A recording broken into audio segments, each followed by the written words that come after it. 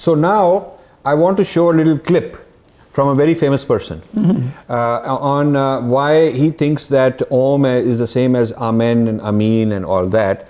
And I want the audience to watch it. So Dr. Das, here is a well-known person who says that these words are the same because pronunciation-wise it is similar. And all of them have a common characteristic that they don't require the tongue. Don't require the tongue. And but then many other things also don't require the tongue. So therefore they are the same. What's your view on this? Well, it's just not similarity of the word, but as we have been speaking in Sanskrit, there is a very great stress given on pronunciation. So if you make little mistake in pronunciation, it can have a totally different meaning. There is a very interesting story of Vritrasura, that Vritrasura was produced by a sage because his son Vishwarupa was killed by Indra.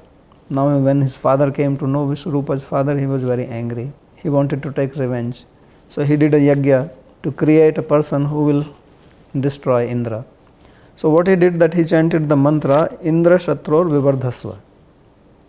So Indra Shatra Vivardhasva means the enemy of Indra should arise from this yajna.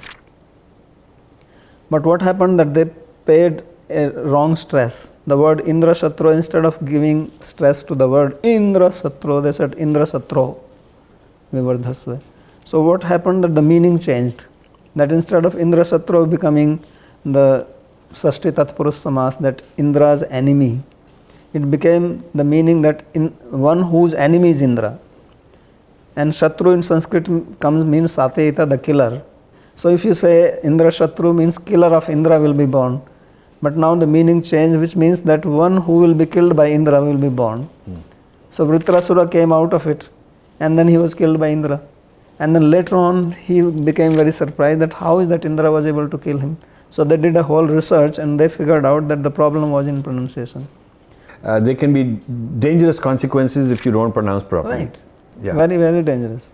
That was the whole philosophy of the mantras. So when he says Om is similar to Amen and Amin, there can be so many words which are similar. Give examples. Well, you can say Am. In mango. Hindi we have mango, but Am is not going to give you the same result as Om. Yeah. And if not using the tongue makes all the words sort of equivalent to each other, we can come up with so many words. All the swaras in Sanskrit, the vowels, Sanskrit vowels, they don't use tongue. Yeah, all the vowels have that copy. So you could make many words out of just vowels and say that they're all the same. That kind of a trivialization of Sanskrit.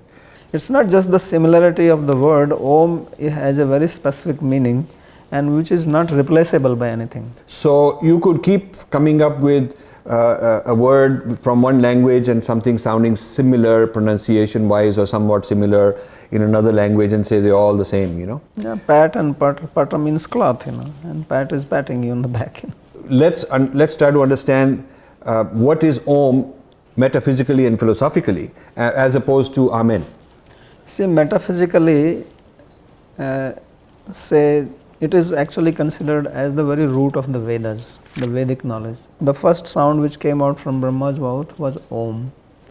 So it was not Amen, it was not Amin, it was not Aman, it was not Am, it was none of these things. It was very specific sound Om which appeared, and therefore this sound is considered as most auspicious sound. Krishna says in Bhagavad Gita, Pranavaha Sarva Vedeshu, that of all the Vedas I am the Pranava. Pranava is another name for Om.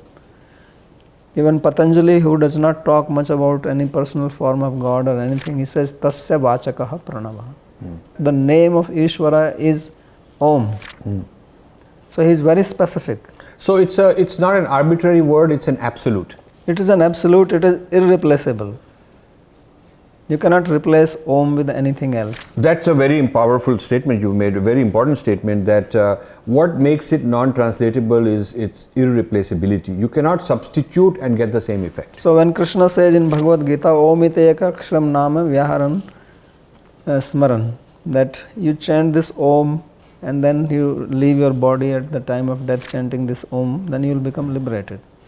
So it has to be Om, it cannot be something else. You cannot say Am, you cannot say Amen, you cannot say Amin. None of these things are also, Amen is a sort of a side thing. It is not sort of central in the metaphysics. Yeah, Amen they say means let it be so. Let it be. Like in so when somebody says something in a business discussion and I agree with him, I give an example, then it's very common for them to say Amen, means yeah, I agree with you. Yeah. It's more like that. So like in Sanskrit to say Tathastu, let it be so. Let it be so. Now this meaning of Om is also there in Sanskrit. The Om also has the meaning of yes. Yes, okay. Yeah. But that is one secondary meaning. But that is not the primary meaning of the word. When we are chanting Om, we are not saying yes, yes. He is not even referring to the secondary meaning in his talk. Okay. So I won't even say that he is taking a secondary meaning. He is not giving any meaning to it. He is just going on the similarity of the sound. Yeah. How we use the tongue or don't use the tongue, Right. and therefore it must be the same. Yeah. Yeah. So like that, you don't even have to go to different languages to find similarly pronounced words with radically different meanings, even within the same language. No, in Sanskrit, so many words like that. Well, in English also, there's so many words which, like well, Yeah. we discussed earlier, you mentioned, good example, somebody is well, but it's also a physical object, a well, where you take out water. Right. So there are so many examples like that. So I think that equivalence or similarity of pronunciation has nothing to do with whether really the depth of meaning and purpose and functionality of those words is the same. Well, especially when Om is used as a part of a mantra, it is irreplaceable, and it is not going to give you the same effect if you chant Amen, Amin or anything like that. And also, let's say you're meditating, then Om is a certain vibration which is shown in our tradition through a lot of rishis, through a lot of research and validation, that it takes you to a certain place in your consciousness. Right. And I don't know of Christian theologians saying that all you have to do is keep chanting Amen, Amen, Amen, and you will get salvation. I don't know anybody who will make that claim. And I don't know anyone who from Muslim tradition, a mufti, who's a scholar or an imam, saying that you can forget, if you disregard all other practices, don't go to the Hajj and don't point at the Kaaba and pray, don't do anything else. If all you do is you just chant Ameen, that alone will take you to heaven or whatever their ultimate goal is. But in our tradition, Om has that status. Om is sufficient. Om is sufficient and Om has that status. So this is, you cannot take something so big in a tradition and equate it to something so minor in the other tradition. Right. It is almost an insult. It cannot be equated to them. Yeah.